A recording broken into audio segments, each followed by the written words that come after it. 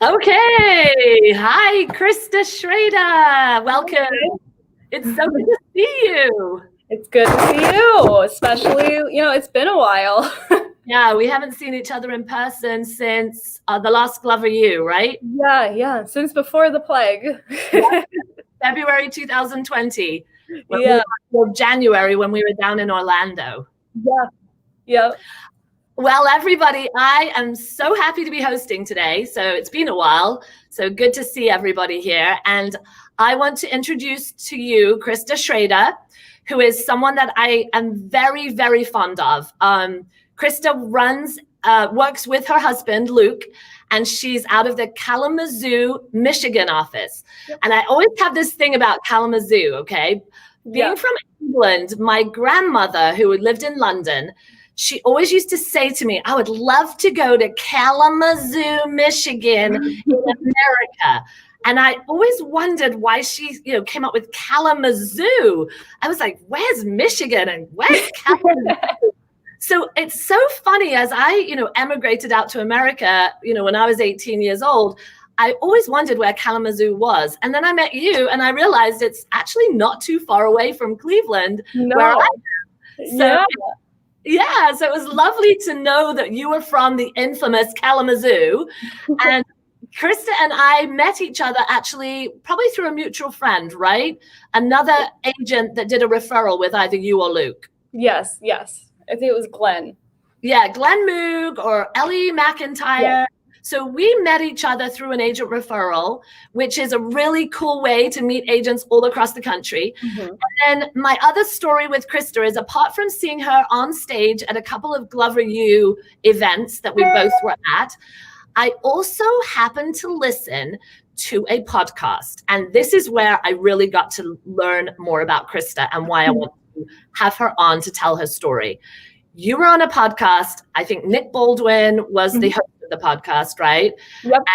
He interviewed you. That's on like episode 4. Boy, it was something that I had to pick up the phone or email, whatever, however I reached out to you.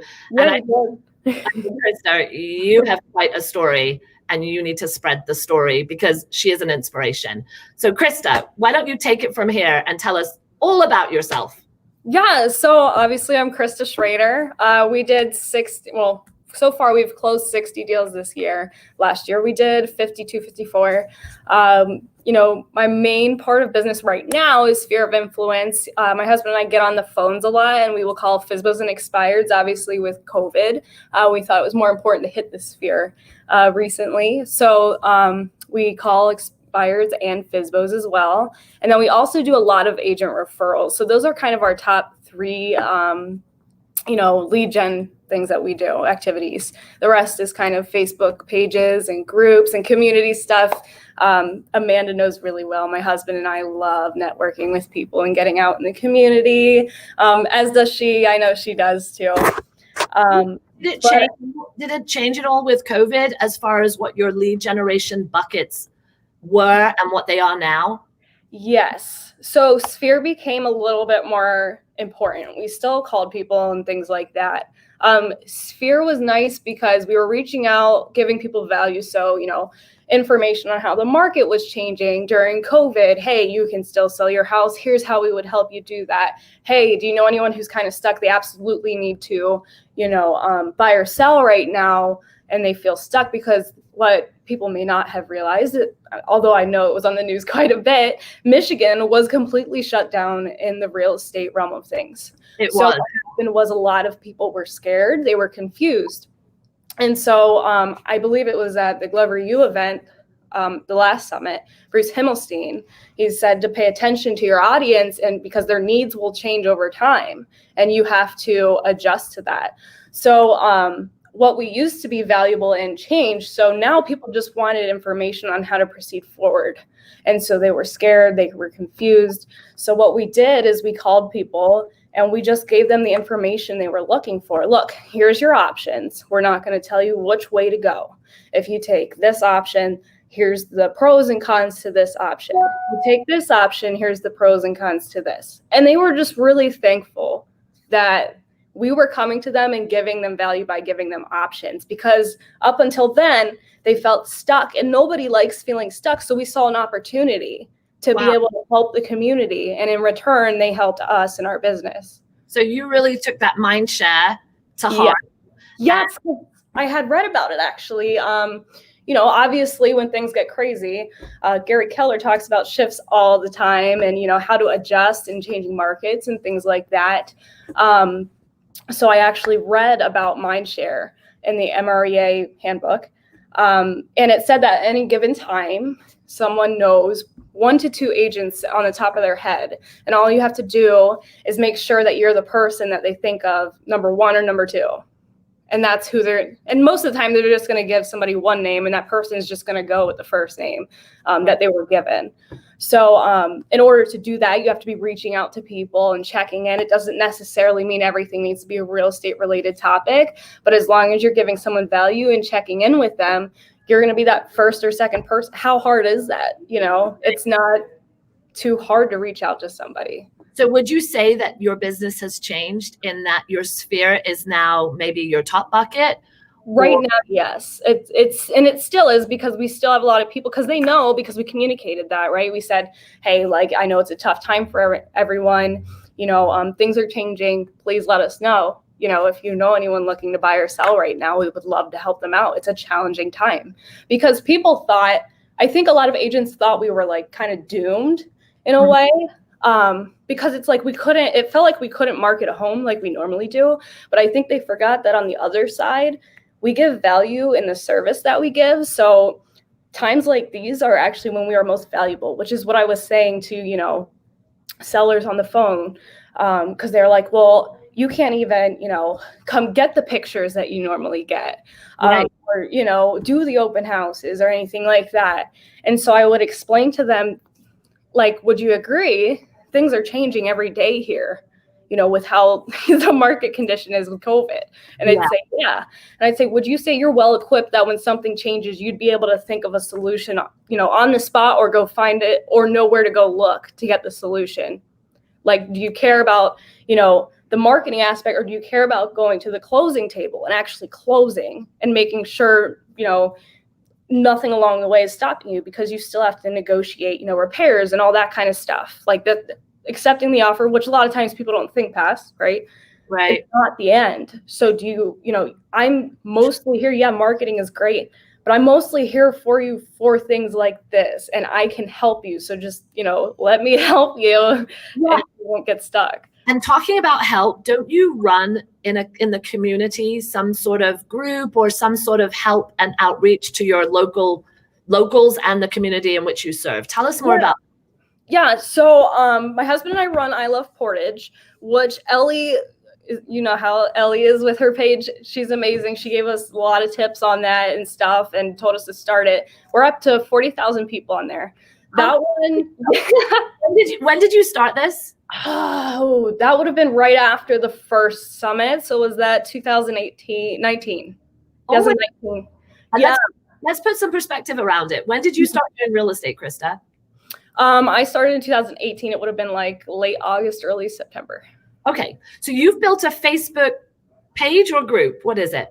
So that one's a page. So that one's just a fun community page, which people are like, how does that help you? And what it is I go to a listing appointment, or Luke goes to a listing appointment. And if it's in Portage, especially, because the page is called I Love Portage, but Kalamazoo area, Southwest Michigan is on the page. And we'll go to a listing appointment. We'll say, have you heard of I Love Portage? And they'll say, oh yeah. And then, even if they haven't, it's still fine. But we'll say, we run that page. And so, we will run ads. So we won't put the houses usually on the main page, but we'll put them on ads or the Facebook story of houses for sale. And so, you're getting we know the community, you're getting an audience of 40,000 people who could potentially buy your house, so it's really a value to you. We know the community, we know what the people are looking for, and we have the audience you need. And so they see value in that. And how did you get to 40,000 users? Because we know that there are people with fantastic pages over time. how on earth did you get that buy-in, and how do you get people to interact on your page? Yeah. So, one of the tips Ellie gave us was to kind of in some ways be a news source. So you have to post things that are, happening in your community and then happening globally, and then just have fun too. I think that's the problem. A lot of realtors, I feel like they're either one spectrum or the other, right? Where like it's all business all the time and there's barely any fun posts. Or you get the other side where it's too much fun and you're not even, addressing like anything, real estate related. Right. What people probably don't realize on our page too is we post things designed to get answers from you. So we'll post like questions, right? Yeah, like things about the rent prices going up. Well, who do you think comments that? People that are sick of the rent prices going up, and then we'll message them. Yeah. Oh, you're good. You're smart. Yeah. So, I mean, there's ways to go about that and still be fun in the community without coming across as salesy, and just more coming from, hey, I saw you, commented this. We're actually realtors. Can we help you out with that? Or, things like that. The fun part, let's put that into perspective. You are funny. Like some of you are like, I want to share them. I love them. I mean, you get a lot of interaction. I remember the first time I met you and Luke, you were in like matching or something. The sequence? No, actually, I met Luke prior to that. No, I was wrong.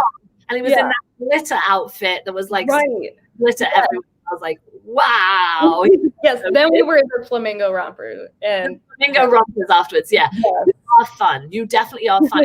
And there's also quite a, I would say, serious side to you. And I would also say very authentic side to you. So serious side, let me talk about that. Yeah. You're a badass businesswoman. And I know that you have been in coaching with Glover U. Yeah. And I know that you have mentors in this field of real estate. I'd love to know, like, who is your mentor?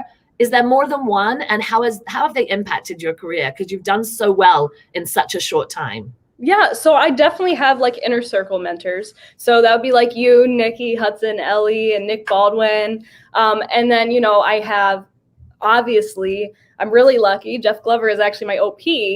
So I have him, and then Kate is my coach. So I honestly am very lucky and grateful that I actually just have the best of all the worlds together and all the great minds in the industry to learn from.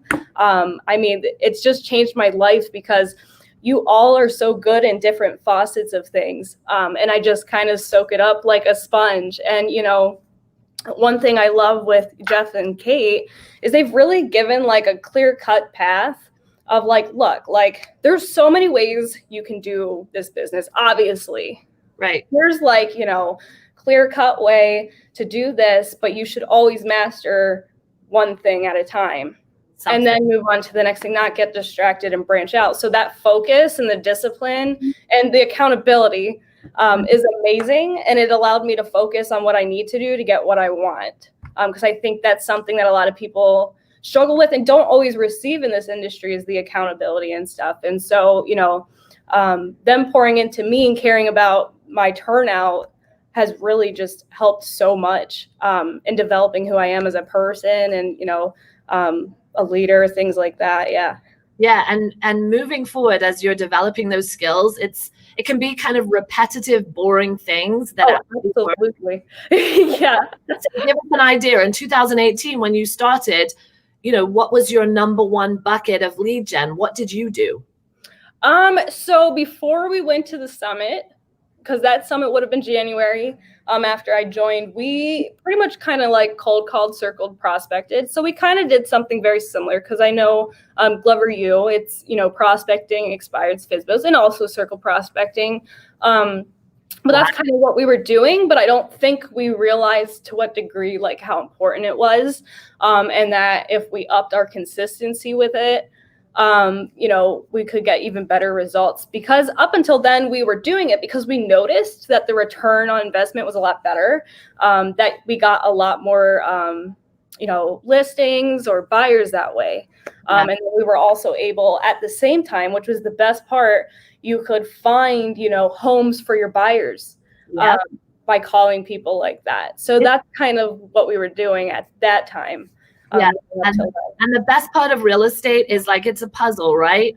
It's the seller and the buyer and finding the two and putting them together. It's very gratifying, isn't it? Right. But I really want to call you out. Like when you came in as a new agent, you got into productivity, you got a coach, and you were in a program.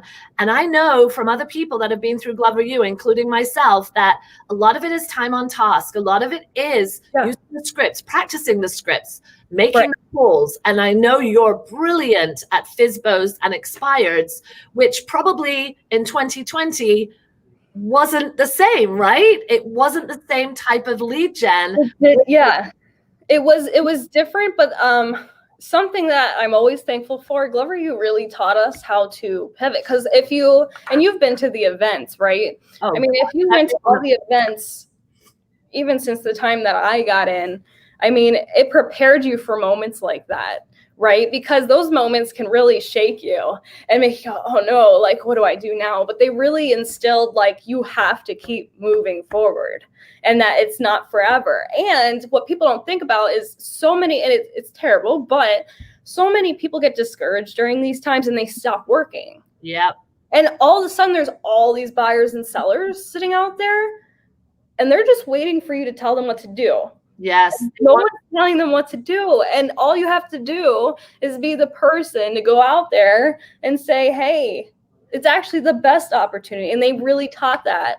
And so when that all happened, this sounds terrible because it's a pandemic, but from a business perspective, I saw it, as an exciting opportunity to really, drive everything home and like reach out to those people because I knew it was actually a great opportunity to grow the business, but also to feed back into the community, whether that be, I know you were highlighting restaurants and things like that for takeout and, things like that. We were also doing over here, the mom group that I run on Facebook. We were, if someone needed diapers because stuff was running out in stores, we were connectors. So you're in group too. Let's talk about you personally. So you have kids, right? Hello. Yeah, I have 2 daughters. How old? So Riley is our youngest. She's 3 now. And she is the most, fiery one. She's a lot like Luke. And then the other one is Bella, and she is 10 years old. And she is definitely becoming a teenager now, but she is also my calmest and quietest. Well, so Krista, you are doing it all right now. You are running a husband-wife team. Yeah. You have kids that one of them's under the age of 5, so definitely not in school, maybe in a preschool program. Yeah. I don't know if are your kids back at school? Are you doing homeschooling too? Are you also wearing? No, I wasn't with how things went in Michigan. I wasn't sure if I should send my daughter back or not. And they had a virtual option. So I was like, we'll try that out. Cause they were like, in November, if you don't like it, you can go back to school. I was like, okay, fair enough. And then my other daughter, she goes to a nature preschool. So she is outside all day long and they actually learn. That's lovely. So for anyone that thinks it's too much with the kids being home, which I absolutely agree. It's a ton to now be a school teacher. I mean, we hear stories all day long. I mean, my youngest is 19, so I've got no longer any other children at home, but it changes everything when you have kids at home and you're starting to run a business. So tell us a little bit about the work-life balance being a husband-wife team with Luke. Yeah. So, and just to go back, even just on the balance part itself, I think what's important, something I heard before was to learn to rest, not to quit.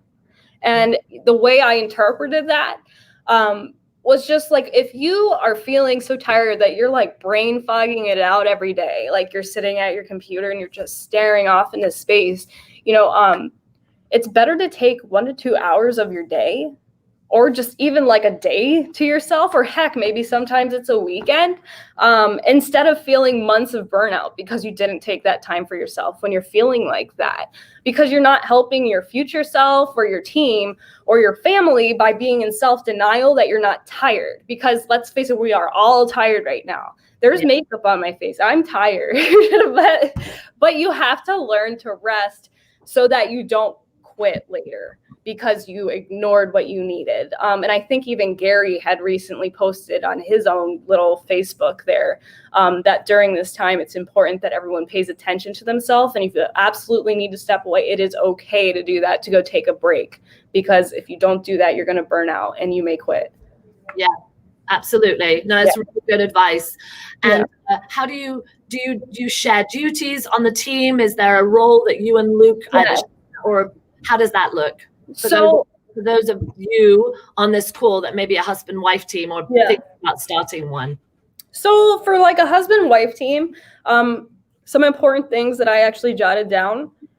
Honestly, it's a lot like getting married all over again. Because when you first get married, you're kind of like, I didn't know that you hung up all your shirts. I think that's kind of weird. I'm not doing that. Like, right? Like all those little quirky things. That was one of the first things we talked about, by the way, because he was just blown away that I didn't hang up every single shirt. And I said, I'm not doing that. So you kind of have to learn each other's strengths and weaknesses. A lot of the time, their strengths will be your weakness and vice versa. Mm-hmm. So it's okay. Like, you don't have to be great in all areas, right? So you have to learn about each other first, and then you have to define your roles. So Luke, he's the director of sales in our company, and then I am the director of operations. Something unique about us both, by the way, we are both high D's and high I's. Oh, wow. Like, really high. We're like in the 99s on both of those letters on the DISC assessment, meaning like we're both drivers who are very expressive. Wow. So how does that not work? So we really every day we are working on like digging into just learning to respect each other in our roles. So once you're in those roles, you have to, and it's really important you establish it for that reason. You have to stay in your lane and just trust the other, have your meetings and stuff like that. But you also have to just trust the other person, which can be really hard, right? Because and I'm in career visioning right now, they said the best way to know if somebody's a hire is actually to live with them, but you don't get to do that usually. We live with each other, so we literally know where the other drops the ball sometimes. So it gets hard because you get, scared. But you can't do that. You have to kind of approach it from, if I wouldn't say that like that to an employee, then I can't say it like that to my spouse when I'm working with them. Yeah. Because it can be so easy, right? It's just like yelling at your husband for leaving a sock on the floor. Like, and it's just like that. You're used to, doing that, but you're not at home, you're at work, and it's just going to create, tension, and tension takes away, and fights take away from reaching your goal. So it's ignoring the distraction of trying to nitpick each other is the biggest challenge, and then respecting each other's roles. Ours was very unique because we are both salespeople, and we still are. So we both still do our sales role at the same time. So if you're the same like us, which is apparently it's not that common, but if you're the same like us, it's okay. At least figure out the roles, which Kate really helped us with underneath of that role. And when we talk about Kate, that's Kate Simon of Love You. Yes, Kate Simon, yes. She's amazing. She's been my coach for like a year, but she's been so like great even before that. Talk about someone disciplined. Wow. Yeah. Something else. Okay. So I want to now get to another part of Krista, because I have seen Krista on stage and I have been very impressed with her. I heard, as I said, Krista on this podcast with Nick Baldwin, and this is where I heard her story. And Krista, I think what I want to share is that you kind of really opened up in that podcast about some of the family and health hardships that you had to kind of push through at a very young age. And I came out of that podcast and I said to you, you are going to have a podcast of your own, and I know you're going to be famous one day, if not, in 5 years. It was so moving, so motivational. So I'm going to post the podcast to everybody afterwards in the Realtors Winning. But can you just give us like a 3-minute notes of that podcast? Because it was one of my favorite I've ever listened to. Yeah. Yeah. So to try to summarize it as best I can, So I was a teen mom growing up. I didn't have support growing up either. I didn't have the support that said, like, you can do whatever you want. I was told a lot of the time what I would become. And it's funny because I was an artist at the time, or that's what I was told. So, I kind of just followed what people told me to do, and I believed them. And then over time, after I had my daughter as a teenager when I was 16, I could usually take things about myself, like what people were saying about me, but I didn't like that there were statistics out there that were going to tell my daughter that because she was, a daughter of a teenage mom, she wasn't going to succeed in certain things. And I just thought that was bullcrap. So but that no matter what, those people are always going to be there around her. I can't stop that from happening. And so I realized that the only way to stop that from happening was to become something against all the statistics out there. So, I went back to school, my high school, and I finished with the same class I started school with. And I went off to college and things like that. I didn't finish college. It was not for me, but and then I just, but during that time, I had family that was not the most supportive at all. And so I was still living life for them almost, and, doing like photography and things like that, because that's what I was supposed to do. And I didn't believe in myself. You could just tell back then that I didn't. So, I was working at photography, and I had this really scary realization along the way. I realized I may take good pictures, but that's not what's going to sell them at all. I actually had to market it. So I started learning about marketing, self-taught, and I realized I actually enjoyed doing it. And that's when the scary realization came that I don't enjoy art like that. I enjoy it for myself. I do not enjoy it when you have to have consumers telling you what they want. And I actually enjoyed the marketing better. But that was scary because I was told that that's all I would be and that that's all I possibly could be. And I was always told I wouldn't cut it in business, and even like as a wife, really, because at that time I was married to Luke because we got married young. It was like 19, 20, and he was in the military. So it was a scary time for me because I realized I didn't know myself at all, because I had listened to so many people along the way and just believed them about who I was. And I was like, wow, I can't believe, I let somebody tell me who I was, and now I don't know who I am at all.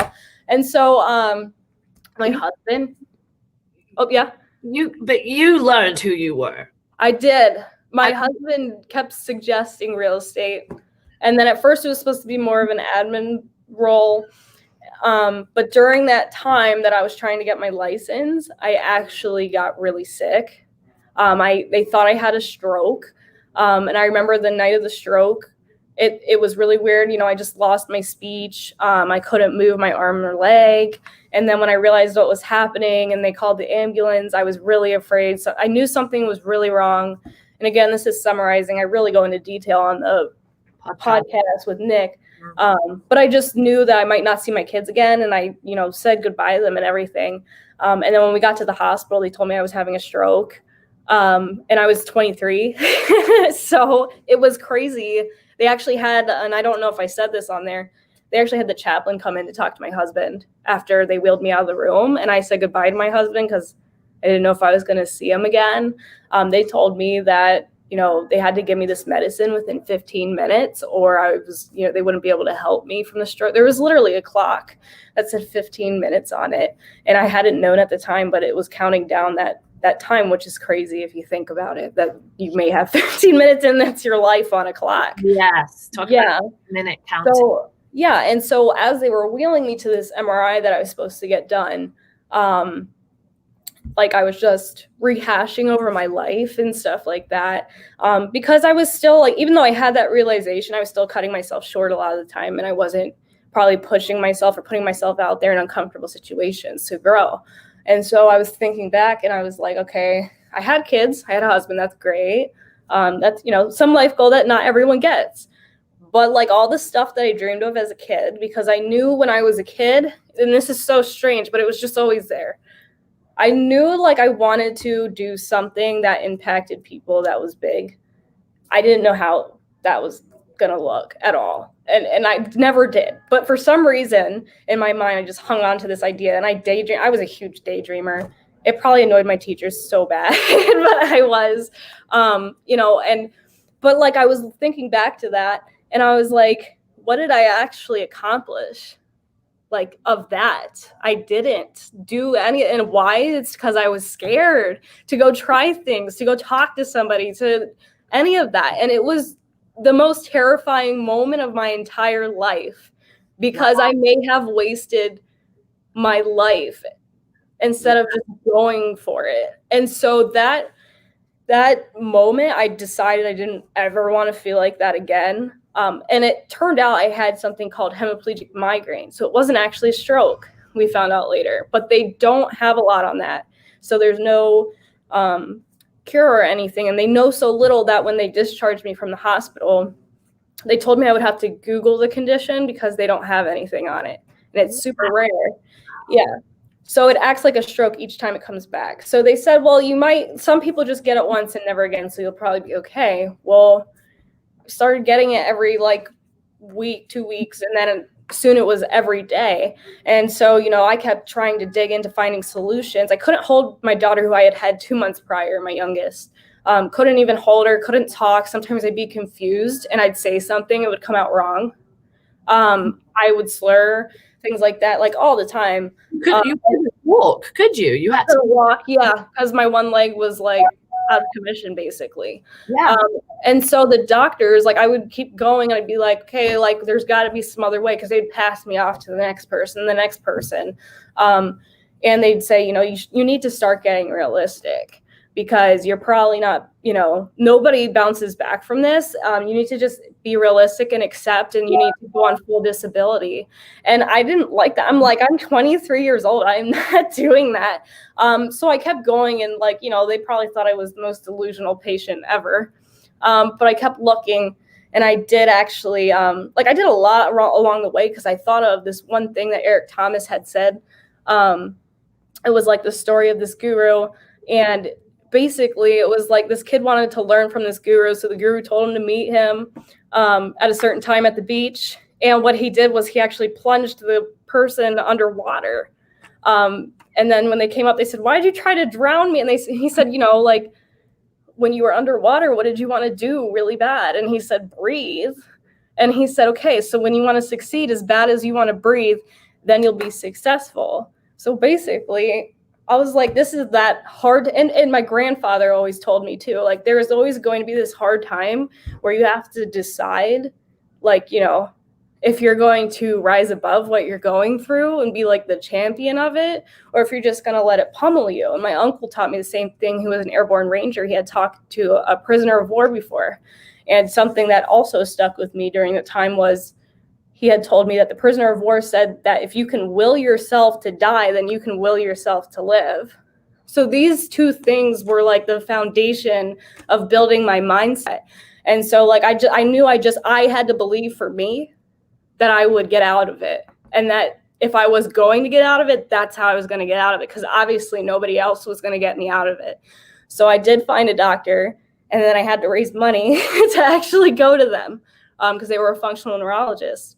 But, I bought shoes along the way. People were like, are you sure? There were so many, people doubting, I'm sure he'll help a little, but this is not curable. I went and bought sneakers that were running shoes because I used to love running all the time. And I couldn't even hardly walk when I bought them. So, the store clerk's like, oh, you're going to, run. I'm like, yep, I'm going to run. And I do now with those shoes. But he reversed everything in a week's time. This is unbelievable, right? There's no words to what you got through. There's nothing that you can't do, right? Yeah. Because of what you went through and the power of your mind. Right. And there was a lot, what people don't understand. There was so much failing along the way, so much failing. Even when I got past that, so during that whole time, what people didn't know personally about me was I was taking my exam, for the license of a realtor. So I had gone through the course. Yeah, and you takes a year. You're allowed a year to test, at least here. And I got better, and I had one more chance to take that test because I was failing by 2 points. I took it 5 times total, but I was failing by 2 points each time. Like, do you know how infuriating that is? And sometimes I showed up with that migraine going on and took it. And I took it for the last time that I was allowed to take it for that course cycle. And I failed again by 2 points. And I came out of that appointment, and, Luke was waiting for me outside. And I am pretty sure I looked absolutely ticked off because Luke asked me if I was okay. And I said, I just want to let you know that we're going home, and I'm taking that whole thing over again. You're signing me up, and I'm going to take it, and then I'm going to pass it. And then, so I did. I went home. I took the entire course all over again. And then I went and took it. And the first time I took it, I passed. If I had given up just that one time, the last time, then I wouldn't have passed the next time. Yeah. So you have to believe in yourself so much that you look ridiculous to other people. And that's you. In a nutshell, that's you. Yeah. 26 years old, and world look out, because Krista and Luke Schrader, there's nothing that you can't do. And I know that. And I am so inspired by you and your story. And I've told you, girlfriend, everything that you have to say, the world wants to hear. I think so many of us resonate with small things, but at the end of the day, you are the total package. And I am so proud to know you. Yeah, thank you. Be in your world because of Keller Williams. Okay. Yeah.